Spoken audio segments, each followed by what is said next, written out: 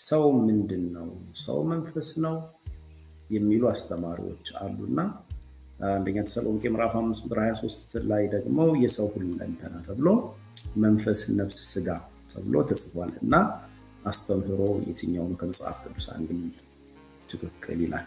ሰው መንፈስም አይደለም፣ ነፍስም አይደለም፣ ስጋም አይደለም። ሰው መንፈስም አይደለም፣ ነፍስም አይደለም፣ ስጋም አይደለም። አንዱ ሲነጠለውም አንዱ ሲጎድል ሰው መሆኑ ያበቃል። ለሰው የሚለው ስም መውጣት አያስፈልግም። መንፈስ ከሆነ ሰው መባል አያስፈልገንም። በቃ የሰው ልጅ የሚለው ቀርቶ መንፈሱ የተባልን ነው መጠራት ያለው።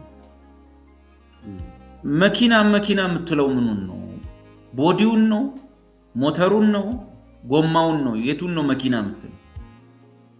ሞተሩ ነው ካልከኝ መኪና መባል የለበትም። በቃ ሞተር ነው መባል ያለበት። ጎማው ነው ካልከኝ ለምን መኪና እንለዋለን? ጎማ እያለን ለምን አንጠራው? ስለዚህ መኪና ያሰኘው እነዚህ ሁሉ ነገሮች አንድ ላይ ሲሆኑ መኪና ይሆናል። ሲለያዩ ግን መኪና አይሆንም። ስለዚህ መንፈስ ለብቻው ሰው ሊሆን አይችልም። ነፍስ ለብቻው ሰው ሊሆን አይችልም። ለምሳሌ መንፈስ ጾታ የለውም፣ ሰው ግን ጾታ አለው። ሰው ወንድ እና ሴት አለው፣ መንፈስ ግን ወንድና ሴት የለውም። ስለዚህ መንፈስ የወንድነትና የሴትነት ጉዳይ አይደለም ማለት ነው። ብቻውን ሰውነት ሊሆን አይችልም ማለት።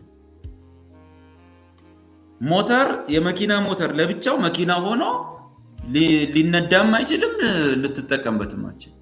ምንም በጣም ኢምፖርታንት ጠቃሚ ክፍል ቢሆንም ግን መኪና አይሆንም። ሞተር ነው። ልክ እንደዚሁ መንፈሳችን፣ ነፍሳችን ደግሞ ቦዲው አለ ይሆናል። ከዛ መኪና ትለዋለህ ወይም ሰው ትለዋለህ።